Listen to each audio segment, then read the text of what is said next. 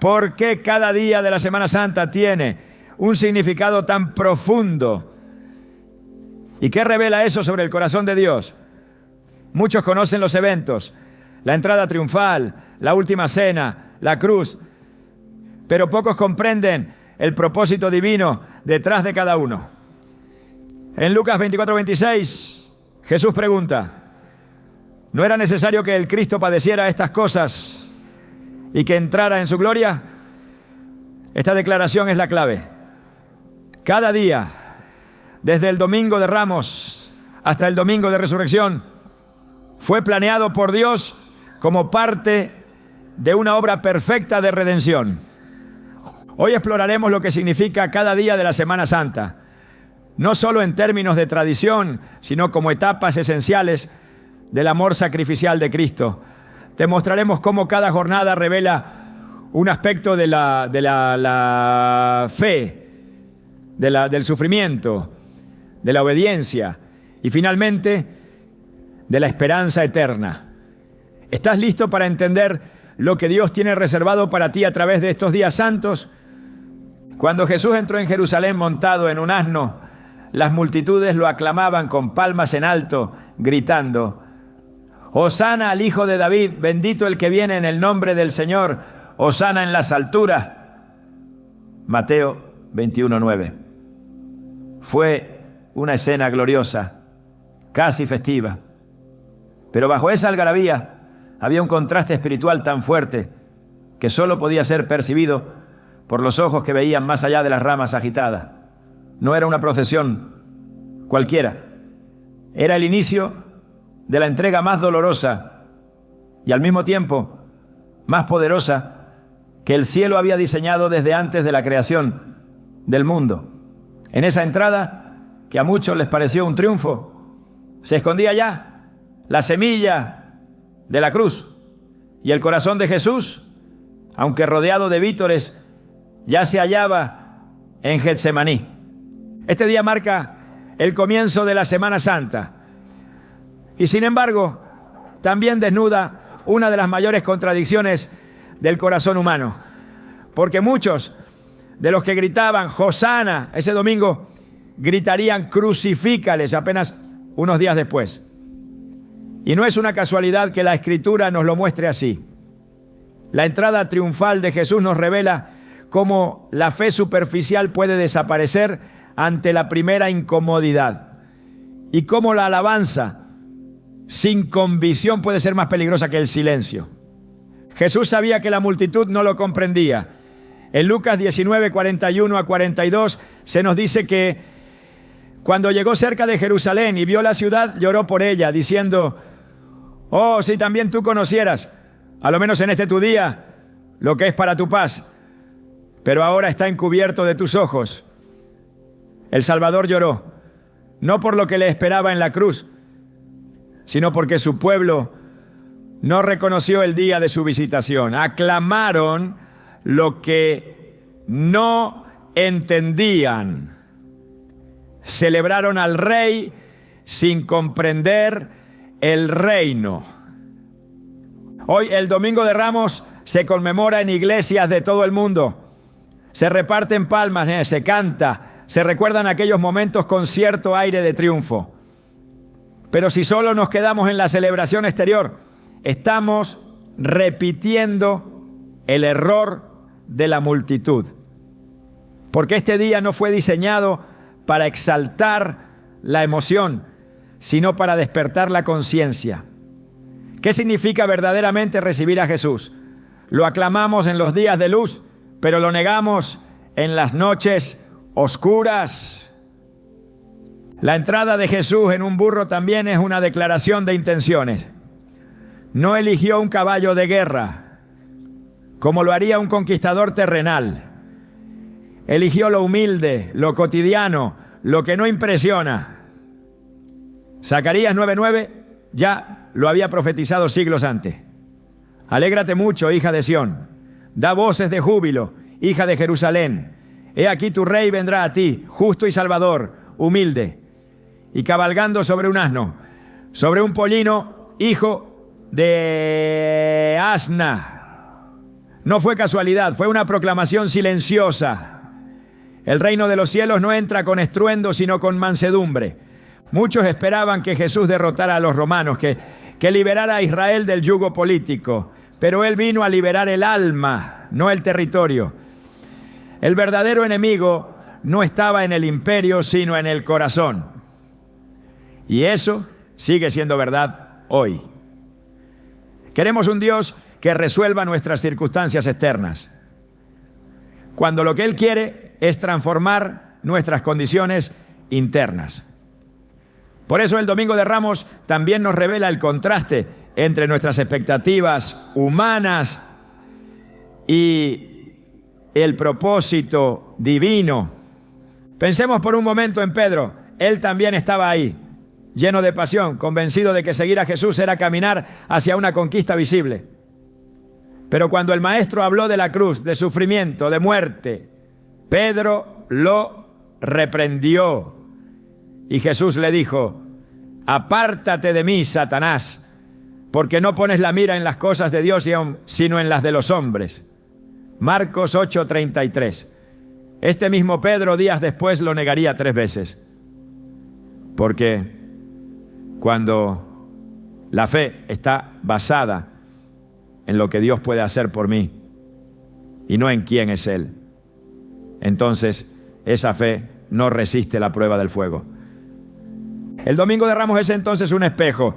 Nos obliga a preguntarnos: ¿qué tipo de seguidor soy? ¿Aplaudo cuando me conviene, pero retrocedo cuando se trata de renunciar? ¿Recibo al Rey cuando llega con promesas, pero lo rechazo cuando aparece con una cruz? No olvidemos que mientras la multitud gritaba, los fariseos se llenaban de ira. En Lucas 19:39 a 40 leemos: entonces algunos de los fariseos de entre la multitud le dijeron: Maestro, reprende a tus discípulos. Y él respondió: os digo que si estos callaran, las piedras clamarían. Jesús no buscaba aprobación. Él sabía que la verdad provoca, incomoda, sacude, y aún así entró, porque esa entrada no fue un acto político, fue un acto profético.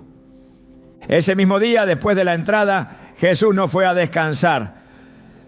Fue directo al templo y al ver lo que se había convertido en un mercado, comenzó a expulsar a los que vendían y compraban.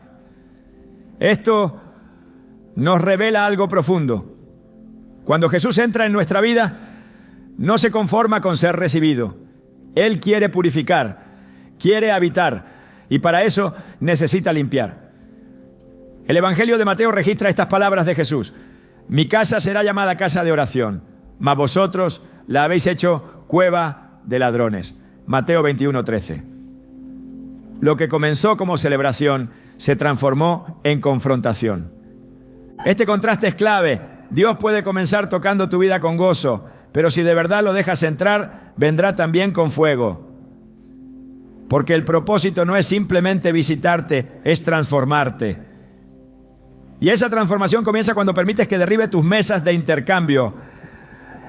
Aquellas donde cambias fe por conveniencia, obediencia por comodidad, pureza por aprobación. La Biblia nos muestra que incluso los discípulos no entendieron del todo lo que estaba ocurriendo. En Juan 12:16 leemos: estas cosas no las entendieron sus discípulos al principio, pero cuando Jesús fue glorificado, entonces se acordaron de que estas cosas estaban escritas acerca de Él y que se las habían hecho. ¿Cuántas veces nos pasa igual? Solo después, cuando vemos el resultado, entendemos el porqué del proceso. Pero en el momento, todo parece confuso. Aún así, Jesús avanzó. No se detuvo por la incomprensión de los suyos, ni por la hipocresía de la multitud. Su obediencia era al Padre, y esa obediencia lo sostenía. Filipenses 2:8 nos dice que se humilló a sí mismo, haciéndose obediente hasta la muerte y muerte de cruz. Esa entrada a Jerusalén fue también una entrada a su destino, y no dudó. Hay algo poderoso en la firmeza con la que Jesús camina hacia la cruz. No buscó fama, no buscó defensa, solo cumplió. porque su propósito era más grande que su dolor. Esa es la clase de entrega que transforma el mundo. Y esa es la clase de fe que necesitamos hoy. Una fe que no dependa de la multitud, sino del llamado. Una fe que no se detenga en las emociones, sino que se fundamente en la palabra. Quizás en tu vida también hay un domingo de Ramos, un momento en el que sentiste que todo iba bien, que Dios estaba contigo, que el camino se abría, pero de pronto la celebración se tornó en conflicto. Lo que parecía triunfo se convirtió en prueba. No te confundas, es parte del proceso. A veces la ruta de la redención comienza con palmas y termina en clavos, pero el propósito permanece intacto. En el relato de Marcos 11:11 se nos dice que después de su entrada Jesús fue al templo y habiéndolo mirado todo alrededor, como ya anochecía, se fue a Betania con los 12. Este detalle es impactante. Miró todo alrededor, observó, analizó y luego se retiró. A veces Jesús no actúa de inmediato. A veces su primera visita es solo para evaluar el terreno. No porque no sepa qué hacer, sino porque nos da la oportunidad de prepararnos para su acción. La entrada de Jesús en tu vida no siempre vendrá con milagros instantáneos. A veces vendrá con una mirada que examina, con un silencio que pesa, con una espera que prueba. Pero todo eso es parte de su amor, porque solo lo que se examina puede ser sanado. Solo lo que se expone puede ser transformado. Domingo de Ramos no es una celebración superficial, es una invitación profunda. Nos confronta con nuestra respuesta a la presencia de Dios. ¿Somos multitudes que gritan hoy y olvidan mañana? ¿O somos discípulos que caminan incluso cuando no entienden? Cada año esta fecha vuelve a tocar la puerta de nuestras almas. No para revivir una historia antigua, sino para activar una verdad presente. Jesús sigue entrando en nuestra Jerusalén personales. Sigue viniendo, humilde, firme, determinado, no montado en grandezas, sino en la sencillez del Evangelio. Y cada uno de nosotros decide cómo responder. Podemos lanzar nuestras palmas o rendir nuestro corazón. Podemos repetir palabras o permitir que nos cambie. Lo cierto es que el Rey ya está en camino. No busca aplauso, busca morada. No quiere vítores, quiere comunión. Y su entrada marca el inicio de algo que va más allá de una semana. Marca el comienzo de la mayor historia de amor jamás contada. Porque el mismo que fue recibido con alegría será entregado con traición. El mismo que fue aclamado será escupido. Pero todo eso lo sabía desde el principio. Y aún así vino. Porque el amor verdadero no huye del sacrificio. Lo abraza. Y esa es la verdad que hoy celebramos. Que Jesús no necesita nuestras palmas, necesita nuestra rendición. Después de la entrada triunfal, cuando la multitud se dispersó y los cánticos se apagaron, Jesús no buscó descanso ni conversación. No se quedó admirando la ciudad, ni se dejó seducir por la efervescencia de los aplausos. Su mirada estaba fija en el templo. Allí, en el corazón religioso de Israel, algo lo hería profundamente. No era solo la presencia de mercaderes y cambistas. Era el ruido que había reemplazado a la oración. Era el negocio disfrazado de devoción. Era la apariencia de santidad escondiendo la corrupción del alma. Por eso al día siguiente Jesús volvió a Jerusalén con un propósito claro: limpiar la casa de su Padre. La escena que se desarrolla en Mateo 21, 12 a 13 no puede suavizarse. Jesús volcó mesas, derribó sillas, expulsó a los que compraban y vendían y gritó con autoridad: escrito está, mi casa será llamada casa de oración, mas vosotros la habéis hecho cueva de ladrones. No fue un arrebato impulsivo, fue un acto deliberado, profético y profundamente espiritual. Cada uno de sus movimientos declaraba que la santidad de Dios no tolera simulacros. El templo, que debía ser un lugar de encuentro con lo divino, se había convertido en una fachada de religiosidad sin presencia, sin reverencia, sin verdad. El lunes santo no nos habla de escándalo, nos habla de purificación. No nos invita a observar desde lejos una escena incómoda. Nos llama a permitir que el mismo Cristo entre en lo más profundo de nuestro ser para hacer lo que hizo en aquel lugar: expulsar lo que contamina, derribar lo que distrae, purificar lo que hemos acostumbrado a justificar. Y lo más impactante es que Jesús no pidió permiso. Entró y actuó. Porque cuando Él se presenta como Señor, no negocia condiciones. Él limpia con celo, con fuego, con verdad. Y esa limpieza es siempre una muestra de su amor. Lo que Jesús hizo en el templo fue una repetición de lo que ya había hecho al inicio de su ministerio, según Juan 2:13-17, pero esta vez fue diferente, porque ahora su muerte estaba cercana. Su cruz era inminente y la condición del pueblo no había cambiado.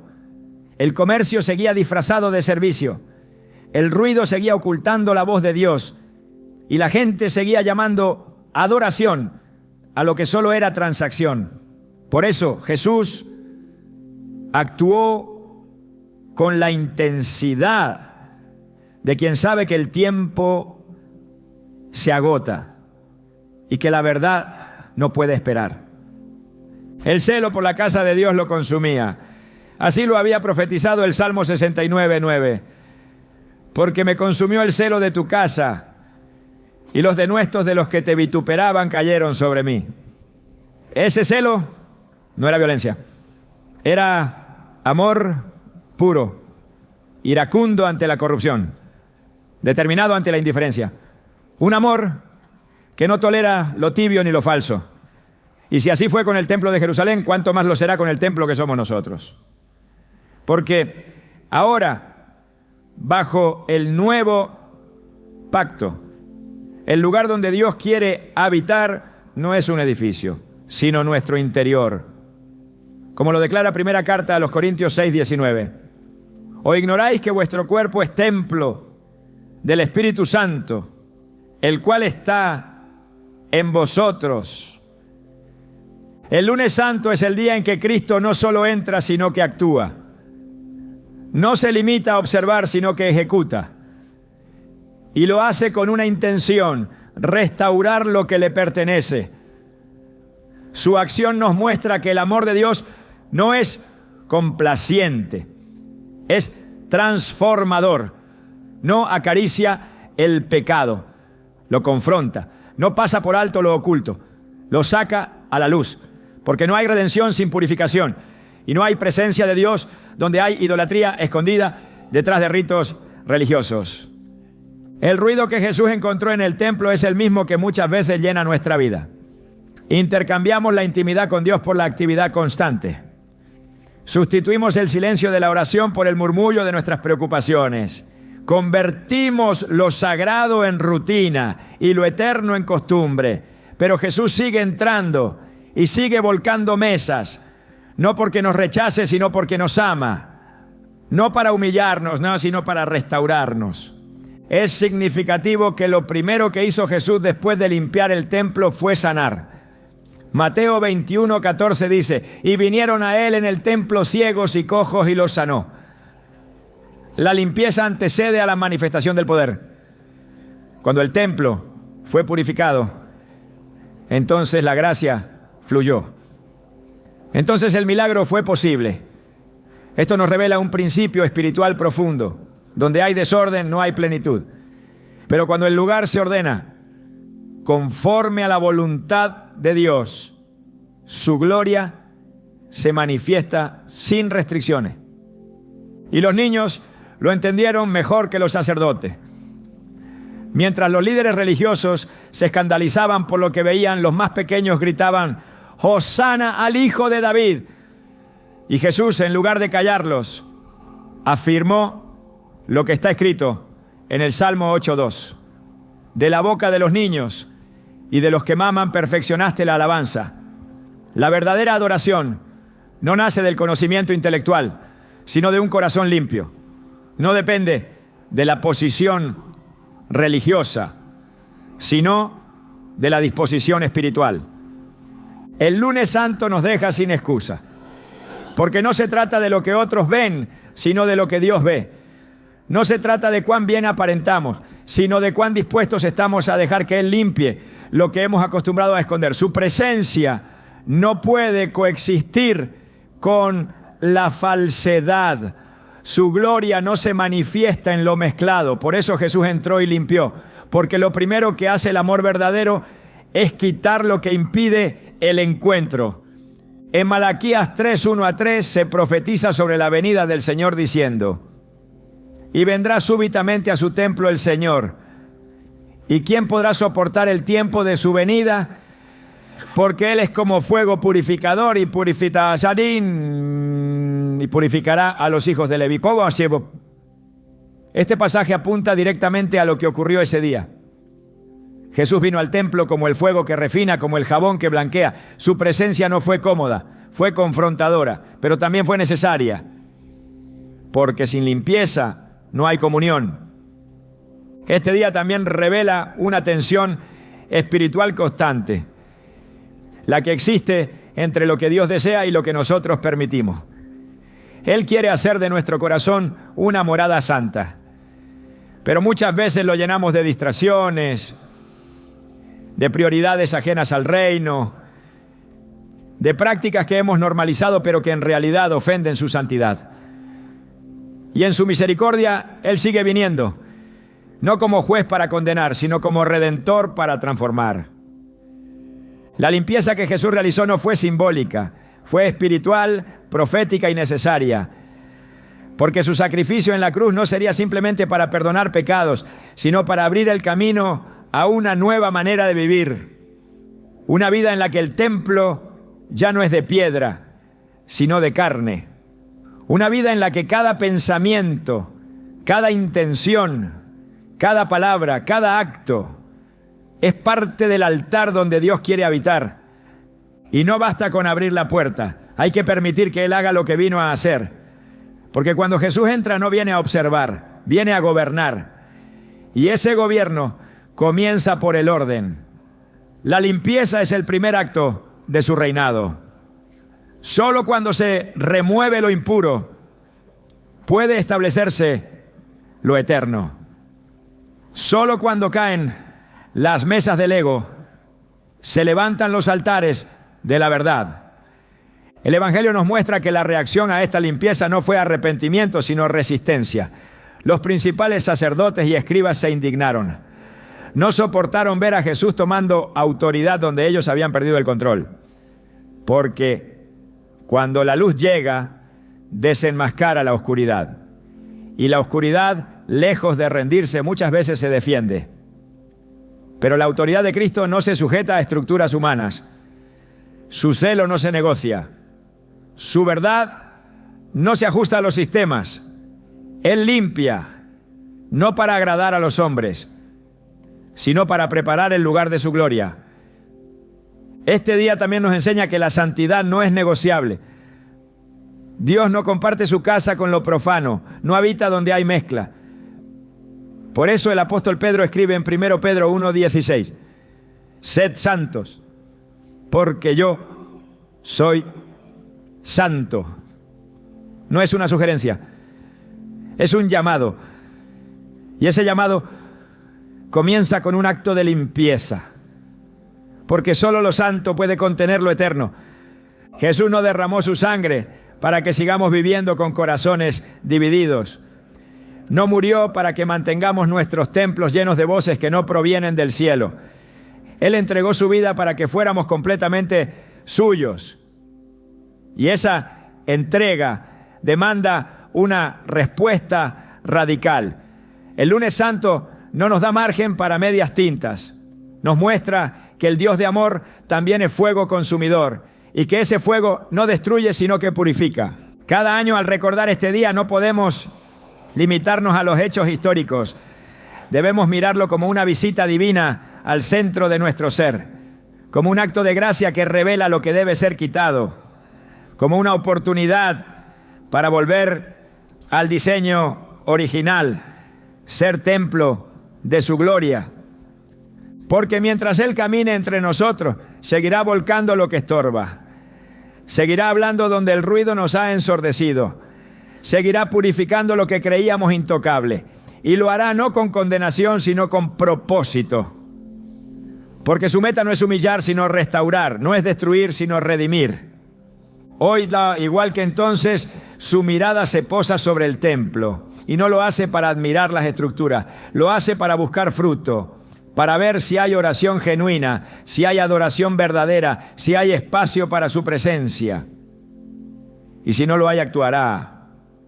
Porque su amor no se conforma con menos que nuestra transformación total. El lunes santo es una invitación a no resistir su limpieza, a no defender nuestras mesas, a no justificar lo que Él quiere derribar. Es una oportunidad para decir: Señor, haz en mí lo que hiciste en el templo. Expulsa lo que no te honra, derriba lo que me aleja y haz de mi vida una casa de oración. El día después de la purificación del templo, Jesús regresó a Jerusalén y esta vez su presencia no provocó gritos de alabanza ni cantos de bienvenida. Lo que esperaban era una confrontación. Las autoridades religiosas, inquietas por lo ocurrido el día anterior, se prepararon para desafiarlo públicamente. Lo que se vivió ese día fue una sucesión de enseñanzas, parábolas y debates que no solo revelaron el corazón de Jesús, sino que también expusieron la dureza de los corazones de quienes se oponían a Él. No hubo milagros, no hubo señales visibles de poder sobrenatural, solo verdad, dicha con claridad, sin rodeos, con la autoridad de quien conoce los secretos del alma humana. En este día Jesús no evitó el conflicto, lo enfrentó con firmeza. Fue al templo y comenzó a enseñar, y mientras hablaba sus palabras fueron una espada que cortaba toda hipocresía. La Escritura registra que los principales sacerdotes, los ancianos del pueblo, los fariseos y los saduceos se acercaron a Él no para aprender, sino para probarlo, para desacreditarlo, para atraparlo en sus palabras. Pero Jesús, con sabiduría divina, respondió a cada intento con verdades que desarmaban sus argumentos y dejaban en evidencia su falsedad. Una de las primeras preguntas que le hicieron fue: ¿con qué autoridad haces estas cosas y quién te dio esta autoridad? Mateo 21, 23. Jesús, conociendo sus intenciones, respondió con otra pregunta. El bautismo de Juan, ¿de dónde era? ¿Del cielo o de los hombres? Mateo 21, 25.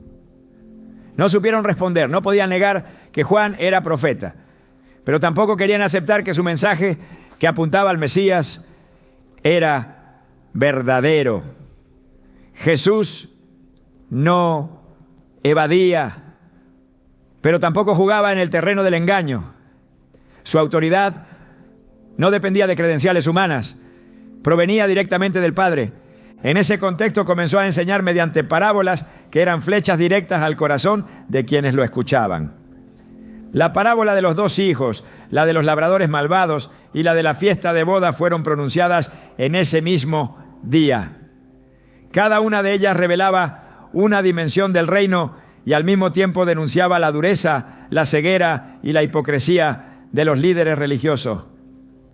No hablaba para agradar, hablaba para despertar, porque la verdad no siempre consuela. A veces hiere primero, pero solo lo que se hiere puede sanar. Solo lo que se expone puede ser transformado.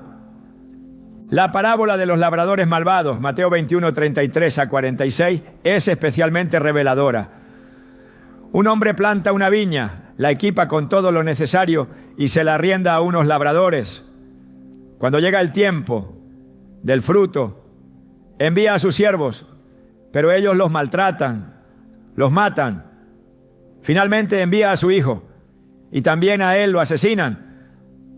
Jesús estaba hablando de Israel, de los profetas enviados por Dios y de sí mismo como el hijo rechazado. Al final les pregunta: ¿qué hará el Señor de la viña a aquellos labradores? Y ellos responden: a los malos destruirá sin misericordia y arrendará su viña a otros labradores que le paguen los frutos a su tiempo.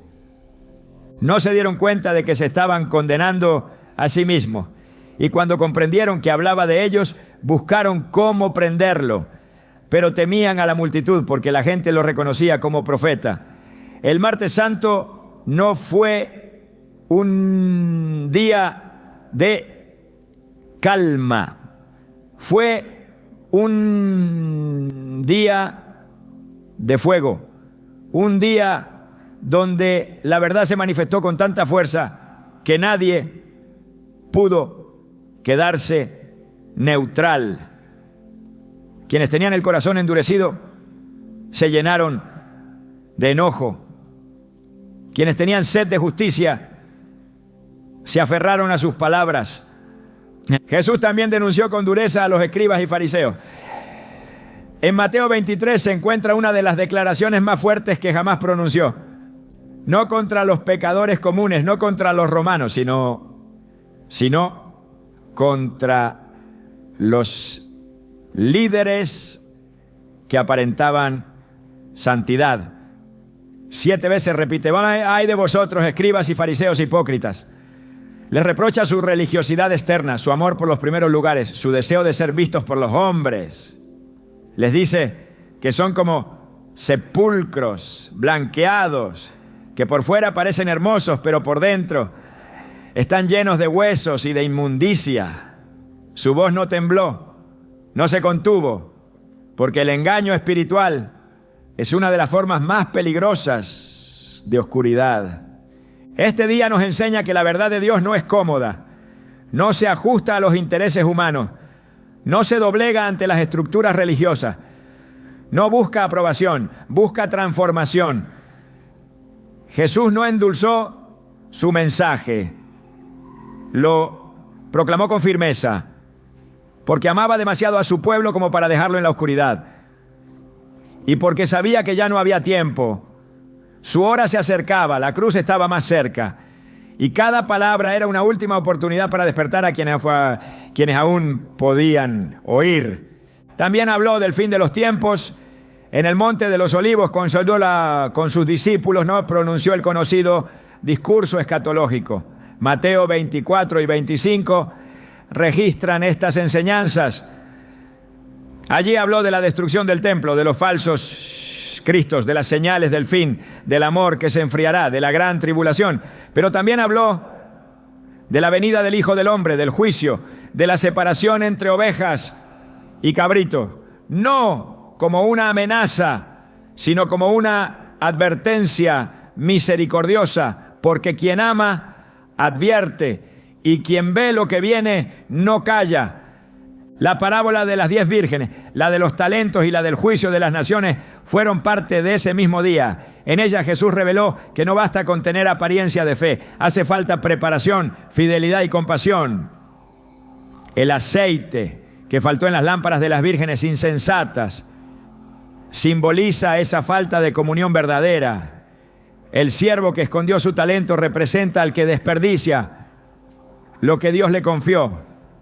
Y la separación entre los que dieron de comer, de beber, de vestir, y los que no lo hicieron, muestra que el verdadero amor a Dios siempre se expresa en obras hacia el prójimo. Nada de lo que dijo fue superficial, todo tenía un peso eterno. Porque cuando la verdad de Dios se manifiesta, lo hace con la intención de salvar, de corregir, de redirigir. El martes santo es un día de confrontación espiritual. Un día donde no se puede permanecer indiferente. O se recibe la verdad con humildad o se la rechaza con dureza. Pero no se puede ignorar. Jesús habló sabiendo que lo escuchaban quienes querían matarlo, pero no retrocedió, no suavizó su mensaje, no buscó escapar del conflicto, permaneció firme, porque la verdad no se negocia, se proclama. Y cuando esa verdad proviene de Dios, tiene el poder de quebrantar lo que parece impenetrable, de transformar lo que parecía perdido, de restaurar lo que parecía condenado. También lloró por Jerusalén. En Mateo 23, 37 a 39, pronunció estas palabras: Jerusalén, Jerusalén, que matas a los profetas y apedreas a los que te son enviados. ¿Cuántas veces quise juntar a tus hijos, como la gallina junta sus polluelos debajo de sus alas, y no quisiste? La firmeza de su juicio no se contradice con la ternura de su amor. Jesús no habla desde el enojo, sino desde el dolor. No denuncia por desprecio, sino por compasión. Porque lo que más duele a Dios no es el pecado, sino la resistencia al arrepentimiento. Cada palabra dicha ese día sigue resonando, porque la verdad de Dios no caduca, su mensaje sigue siendo el mismo: rendición, obediencia, integridad. No se trata de conocer la Escritura, sino de vivirla. No basta con aparentar santidad. Es necesario ser transformados por el Espíritu. Y esa transformación solo ocurre cuando nos exponemos a la verdad sin defensas, sin justificaciones, sin orgullo. Jesús no buscó seguidores cómodos, buscó discípulos comprometidos, que pudieran soportar la verdad, que aceptaran la corrección, que estuvieran dispuestos a renunciar a todo por causa del reino.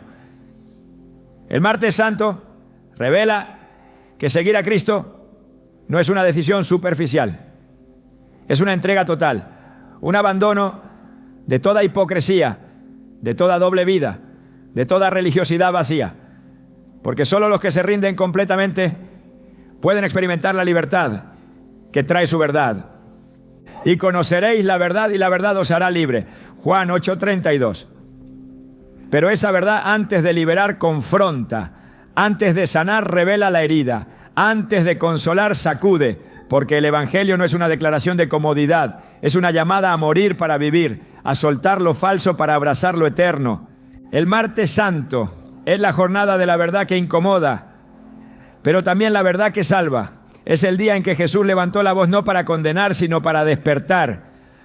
Un día que nos desafía a examinar nuestro corazón, a abandonar todo disfraz espiritual, a rendirnos por completo a la autoridad de Cristo. Porque solo los que se dejan confrontar por su verdad pueden ser transformados por su gracia. El miércoles se abre sin grandes milagros, sin discursos extensos, sin gestos visibles que despierten la atención de las multitudes. En contraste con la intensidad de los días anteriores, este día se sumerge en una calma inquietante.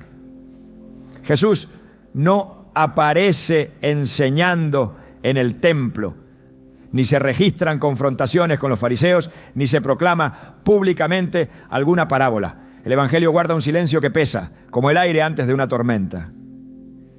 Pero ese silencio no es vacío, es sagrado. Es la antesala de una entrega definitiva. Es el espacio donde Dios prueba los corazones sin necesidad de pronunciar palabra. Porque hay días en que el cielo parece callar, pero no está ausente. Simplemente está obrando en un nivel más profundo.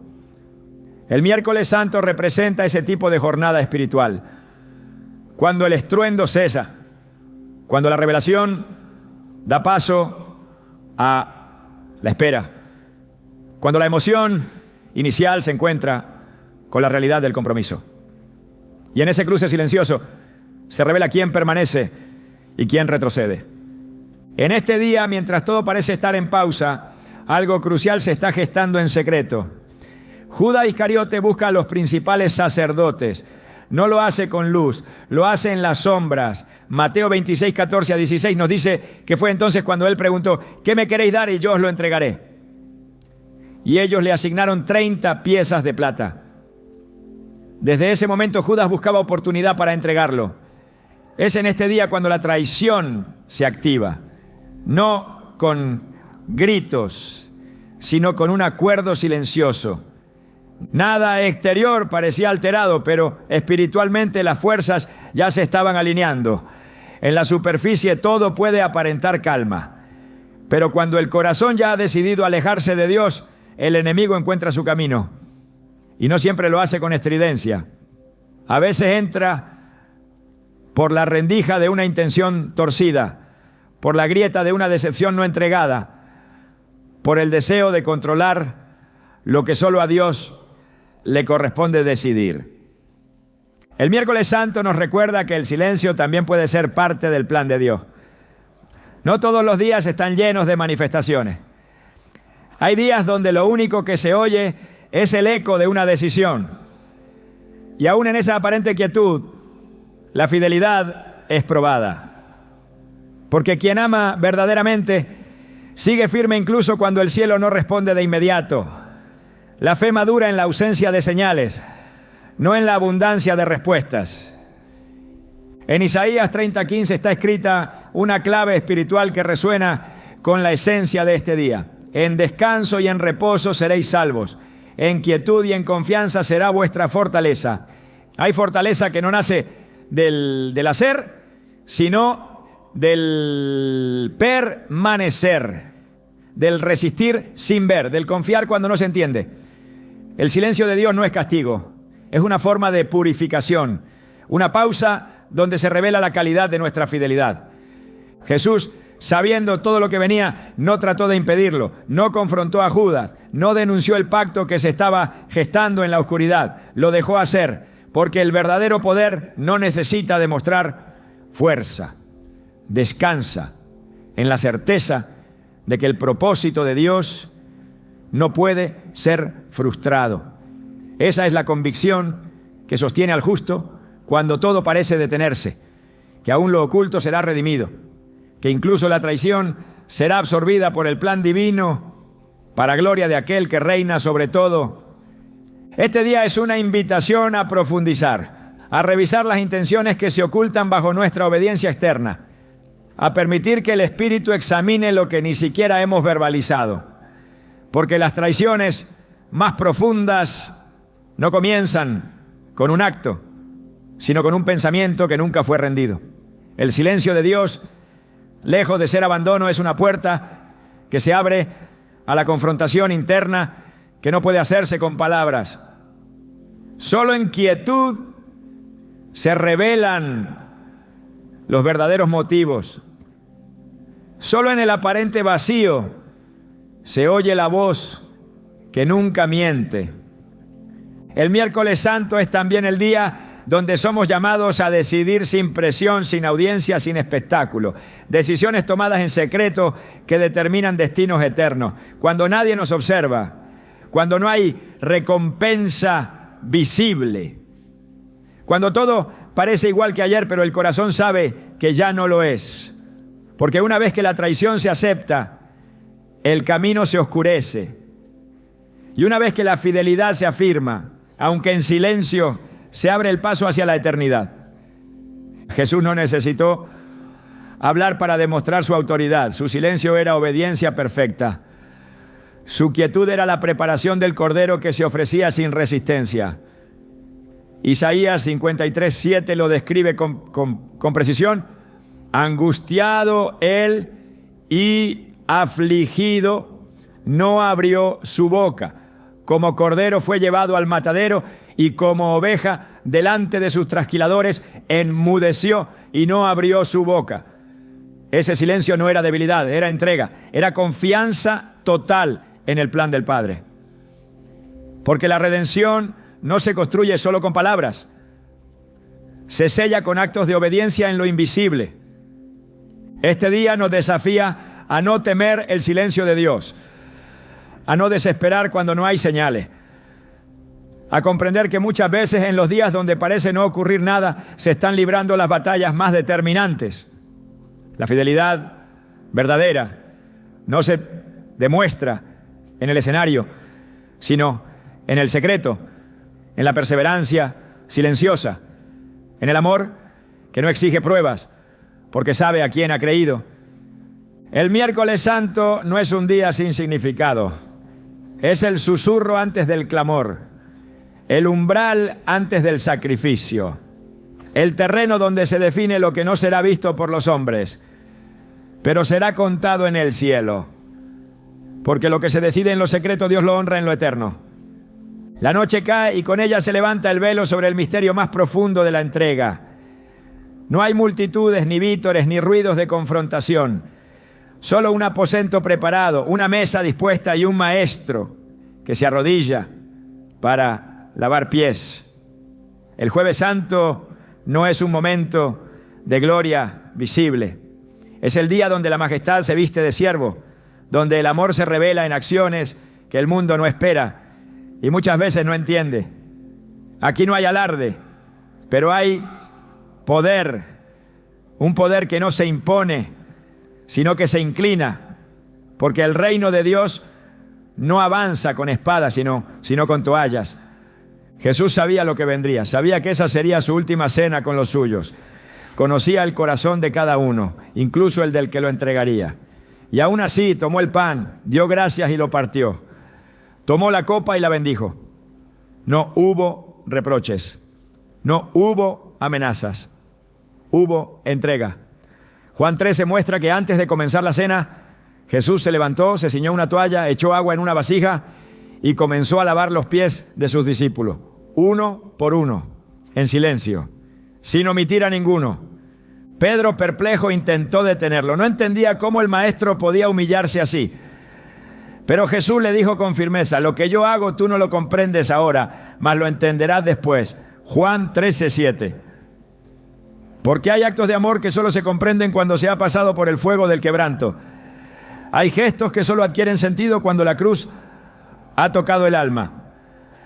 Jesús no estaba realizando una ceremonia simbólica.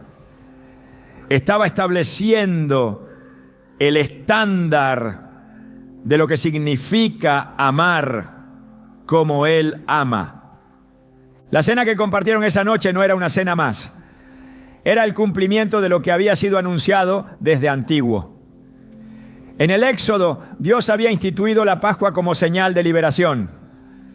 La sangre del cordero en los dinteles libró al pueblo de la muerte. Y ahora en ese aposento alto el verdadero cordero estaba revelando que su sangre sería derramada no para marcar puertas de casas, no, sino para sellar corazones redimidos por la gracia. En Lucas 22, 19, 20 se recogen sus palabras: esto es mi cuerpo que por vosotros es dado, haced esto en memoria de mí. Esta copa es el nuevo pacto en mi sangre que por vosotros se derrama. El pan partido y la copa compartida no eran solo símbolos, eran promesas, pactos de un amor que no se detendría ante el rechazo, ni ante la traición, ni ante el dolor. El Jueves Santo es el momento donde la humildad se transforma en acto profético, donde cada gesto de Jesús anuncia una victoria que todavía no se ve, pero que ya se está estableciendo. Esa misma noche también se manifestó la sombra de la traición. Judas salió del lugar y el Evangelio dice: y era ya de noche. Juan 13:30. La oscuridad no era solo externa, era la condición del corazón que se había cerrado a la verdad. Pero Jesús no interrumpió la cena por eso. No detuvo el curso de la redención por la presencia del traidor. Porque cuando el amor es perfecto, no depende de las circunstancias. Ama hasta el fin, no por lo que recibe, sino por lo que decide dar. Después de la cena, Jesús llevó a sus discípulos al huerto de Getsemaní. Allí, en lo profundo de la noche, se desplomó bajo el peso de una angustia que ningún ser humano podría comprender. Mateo 26:38 registra sus palabras: mi alma está muy triste hasta la muerte, quedaos aquí y velad conmigo. No era temor a la muerte, era el peso del pecado del mundo. Era el dolor de cargar la culpa de generaciones enteras. Era la separación inminente del Padre. Y aún así, en medio de esa presión indescriptible, su oración fue clara: no sea como yo quiero, sino como tú. Mateo 26:39. El Jueves Santo es la escuela de la rendición absoluta. Es donde aprendemos que obedecer no siempre viene acompañado de gozo inmediato. Que seguir la voluntad de Dios puede incluir lágrimas, soledad y carga. Pero también es donde descubrimos que no hay verdadera gloria sin Getsemaní, que no hay resurrección sin copa, que el amor más puro se prueba no en lo que sentimos, sino en lo que decidimos entregar cuando todo lo demás falla. En esa noche los discípulos dormían. Su espíritu era dispuesto, pero su carne era débil. Jesús oraba solo, pero no abandonado. El cielo estaba oyendo. Los ángeles ministraban. Y en medio de la agonía, la decisión ya estaba tomada. El camino no cambiaría. El plan no sería alterado. El Salvador no se detendría. Cada año cuando recordamos el Jueves Santo, no miramos solo una mesa y un huerto. Miramos un corazón que se vació de sí mismo para llenar de vida a los que estábamos muertos. Miramos un rey que renunció a toda corona visible para ponerse una de espinas. Miramos un maestro que no solo enseñó con palabras, no, sino con el ejemplo más transformador que el mundo haya conocido. Jesús no pidió ser servido, sirvió, no exigió ser amado, amó primero, no se aferró a su divinidad, la entregó para que en su humillación nosotros fuéramos exaltados. Filipenses 2, 6-8 lo dice con claridad. El cual, siendo en forma de Dios, no estimó el ser igual a Dios como cosa a que aferrarse, sino que se despojó a sí mismo y se humilló a sí mismo, haciéndose obediente hasta la muerte y muerte de cruz. Esa es la esencia del Jueves Santo, la humildad que no busca reconocimiento, el amor que no se detiene ante la indiferencia, la entrega que no espera comprensión inmediata y el servicio que no espera aplauso, porque el que lava pies también lleva la cruz, y el que se arrodilla para servir es el mismo que se levantará para reinar. La oscuridad cubrió la tierra al mediodía. El sol se ocultó y no fue por un fenómeno natural. Fue el cielo respondiendo al momento en que el Cordero de Dios tomaba sobre sí el peso del pecado del mundo. En ese viernes llamado Santo, la creación se estremeció porque el pecado estaba siendo juzgado y la justicia divina estaba cayendo no sobre los culpables, sino sobre el inocente. Jesús fue levantado en una cruz, no por error humano, sino por decreto eterno. No fue víctima del sistema, fue el sacrificio del plan divino. Desde la cruz que su voz resonó 7 veces y cada palabra fue una herida abierta al corazón de la humanidad. No gritó venganza, no pronunció condenación, dijo: Padre, perdónalos porque no saben lo que hacen. Lucas 23, 34. Perdón en medio del dolor, gracia en medio del juicio, amor cuando el odio se burlaba. Esa cruz no fue un accidente, fue un altar, el altar más santo que ha existido, el lugar donde el amor se hizo carne y sangre, donde el precio fue pagado y donde la justicia y la misericordia se encontraron. Los que miraban desde abajo no entendían, algunos lo insultaban, otros lloraban. Los soldados jugaban con sus vestiduras. Nadie sabía que estaban presenciando el momento que dividiría la historia para siempre. Allí, suspendido entre el cielo y la tierra, Jesús sostuvo el peso de cada traición, cada mentira, cada pecado de cada generación. Y aún así no retrocedió. Su amor no dependía de la respuesta de la gente, era una decisión eterna.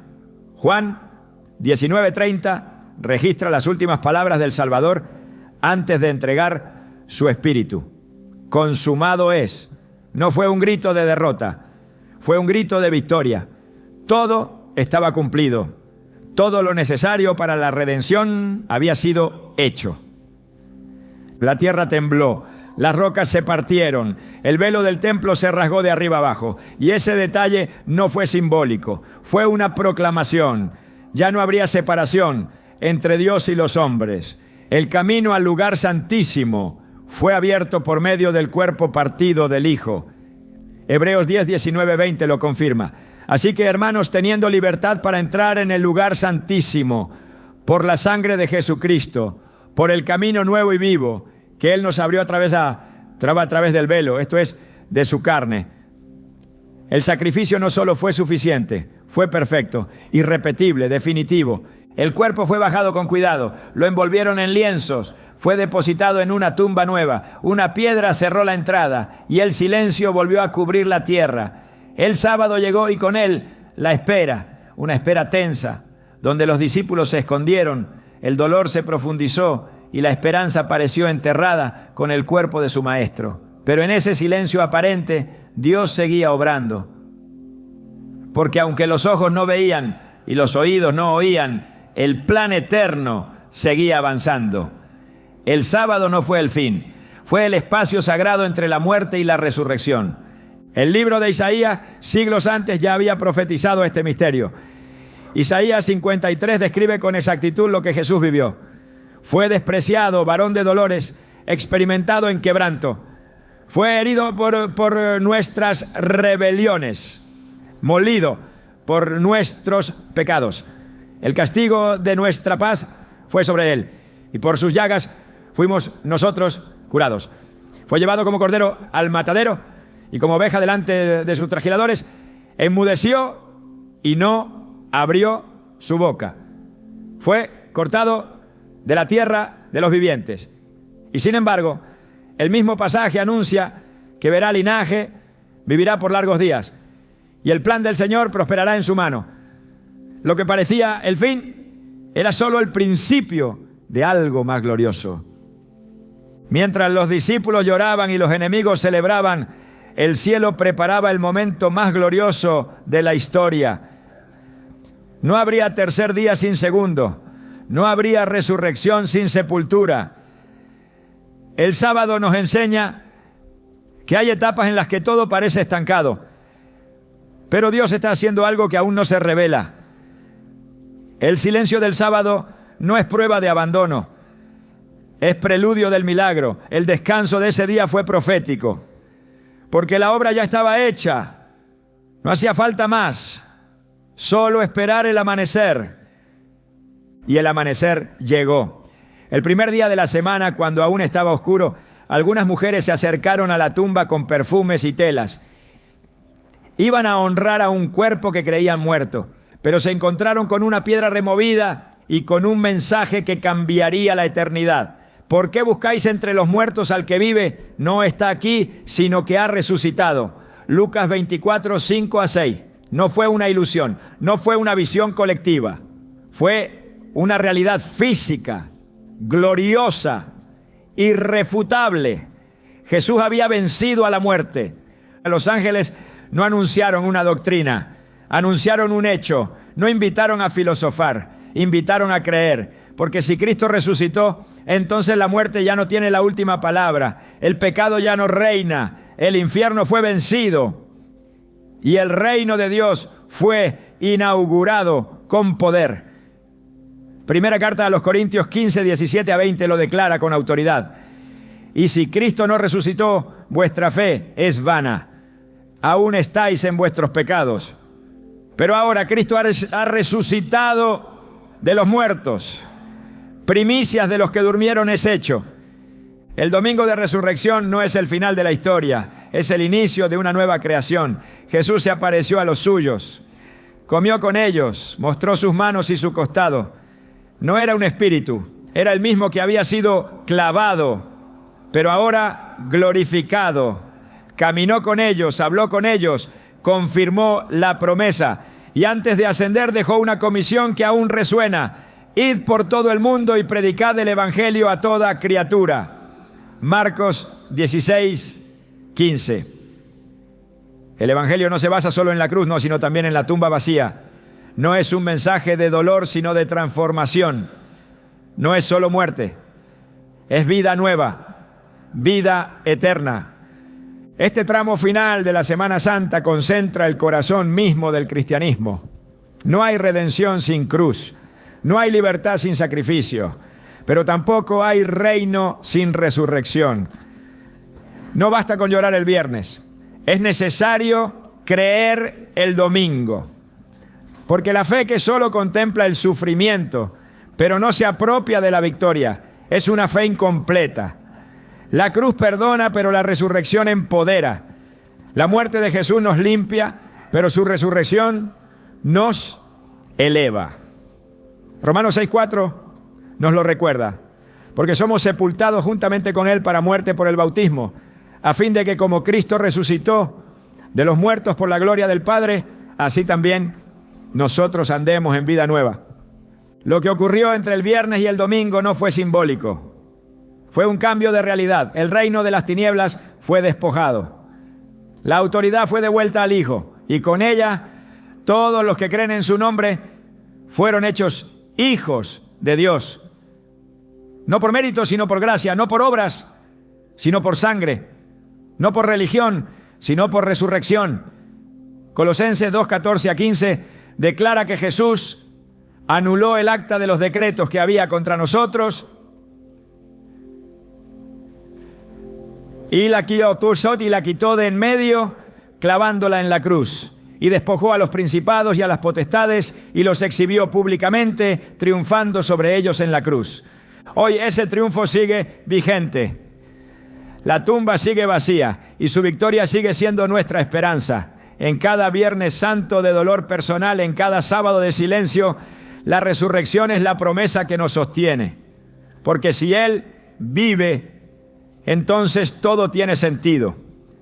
El sufrimiento no es eterno. La oscuridad no es definitiva y la muerte ha perdido su aguijón. El apóstol Pablo lo expresó con fuerza. ¿Dónde está, oh muerte, tu aguijón? ¿Dónde, oh sepulcro, tu victoria? 1 Corintios 15:55. Porque gracias sean dadas a Dios que nos da la victoria por medio de nuestro Señor Jesucristo. Semana Santa no es una historia pasada. Es una verdad presente, es la declaración de que Dios no se quedó distante, que el cielo tocó la tierra, que la sangre fue derramada, la muerte fue vencida y el reino fue inaugurado. No para unos pocos, sino para todos los que crean, no como una idea, sino como una realidad viva. El viernes nos recuerda cuánto costó, el sábado nos enseña a esperar, el domingo nos llama a vivir, a caminar como resucitados, a anunciar que la muerte no tiene la última palabra, que el amor venció, que el Hijo volvió y que nada podrá separarnos jamás del amor de Dios que es en Cristo Jesús, Señor nuestro. Cuando miramos la Semana Santa solo como un recuerdo religioso, corremos el riesgo de verla como una historia que ocurrió fuera de nosotros. Pero cada día vivido por Jesús en esa última semana tiene una resonancia viva en nuestro interior. Porque lo que Él caminó en Jerusalén, hoy lo camina dentro de cada uno que le ha abierto el corazón. Y si prestamos atención, descubriremos que no es solo una historia que se cuenta, es una jornada que aún se repite en nuestras vidas, año tras año, día tras día, en los ciclos invisibles de nuestra alma. No estamos llamados a observar la Semana Santa desde fuera, como si se tratara de una obra que otros protagonizaron. Estamos invitados a vivirla desde dentro, a permitir que esa entrada triunfal, esa purificación, esa confrontación, ese silencio, esa entrega, esa muerte y esa resurrección ocurran también en nosotros. Porque la verdadera fe no es la que solo recuerda, sino la que se deja transformar. Lo más sagrado no es lo que vemos en la liturgia, sino lo que permitimos que Dios haga en lo secreto, cuando cada uno de esos días se vuelve un reflejo de nuestras propias batallas espirituales. Hay un domingo de Ramos en nosotros cada vez que reconocemos a Jesús como Rey, no con ramas en las manos, sino con obediencia sincera. Hay un lunes santo cuando el Espíritu limpia las áreas de nuestra vida donde nos habíamos acostumbrado al desorden. Hay un martes santo cuando su palabra nos confronta y desnuda nuestras motivaciones más ocultas. Hay un miércoles santo cuando su silencio nos prueba y nos obliga a decidir en qué hemos puesto realmente nuestra confianza. Hay un jueves santo cuando comprendemos que servir es reinar y que la humildad no es debilidad, sino el camino más alto hacia la eternidad. Hay un viernes santo cuando experimentamos pérdidas, renuncias, muertes internas que nos vacían para que Dios pueda llenarnos de lo que permanece. Y hay un domingo de resurrección cada vez que elegimos creer que nada está perdido, que el milagro es posible, que Cristo vive en nosotros y que su victoria es también nuestra. Pero hay algo más que debemos entender. Cada año, cuando revivimos esta semana, lo hacemos no solo para mirar hacia atrás, sino para recordar que también miramos hacia adelante. Porque así como hubo un primer domingo de resurrección, también habrá un último, un día definitivo, un día glorioso donde el Rey volverá no en un pollino, sino en poder, no con palmas, sino con corona, no para ser entregado, sino para reinar, no para lavar pies, sino para recoger a su pueblo. Ese día no será simbólico, será eterno. La Semana Santa entonces no es solo una memoria, es una profecía viva, un anuncio disfrazado de historia, un ciclo que nos prepara para el cumplimiento final de todas las cosas. Jesús dijo que comería de nuevo con los suyos en el reino de su Padre, que no volvería a beber de la vid hasta aquel día en que lo haga con nosotros, en la plenitud de su gloria. Y ese día está en camino. Por eso celebramos no solo lo que hizo, sino lo que hará. No solo lo que pasó, sino lo que vendrá. No solo la cruz vacía, sino el trono preparado. Esta semana sagrada tiene el poder de volver a encender en nosotros lo que el mundo intenta apagar. Nos recuerda quiénes somos y hacia dónde vamos. Porque mientras la cultura distrae, la fe enfoca. Mientras la rutina desgasta, la palabra renueva. Mientras el ruido confunde, la voz de Dios vuelve a hablar. Y si la escuchamos, descubriremos que cada momento tiene un propósito, que cada día está cargado de promesas y que ningún dolor es inútil cuando se vive a la luz del Evangelio. Hay quienes viven la Semana Santa como una pausa externa, pero los que conocen al Cristo resucitado la viven como un despertar interno, porque ya no caminamos hacia la cruz con temor, caminamos desde la cruz con autoridad. No seguimos a un mártir, seguimos al Hijo glorificado. Y ese entendimiento cambia nuestra forma de amar, de perdonar, de resistir, de servir. Cambia nuestra forma de vivir. Quizá por fuera nada en tu vida parezca estar conectado con Jerusalén, con el huerto, con el Calvario, pero por dentro el Espíritu está guiándote por la misma senda. Porque cada hijo de Dios vive, a su modo, una Semana Santa personal, donde debe entrar en obediencia, permitir ser limpiado, aceptar la verdad, esperar en silencio, rendirse sin condiciones, morir a sí mismo. Y entonces, solo entonces, resucitar verdaderamente. No como emoción pasajera, sino como transformación radical. Por eso este mensaje no puede quedarse como una celebración cíclica. Tiene que convertirse en un estilo de vida, en una forma de caminar, en una manera de mirar al mundo y a nosotros mismos. Porque quien ha vivido verdaderamente la Semana Santa en su espíritu, ya no teme al sufrimiento, ya no duda en el silencio, ya no negocia con la verdad, ya no necesita aparentar, ya no se resiste al quebranto, porque sabe que al final, en Cristo, todo dolor tiene resurrección. El reino no está en pausa, está en movimiento.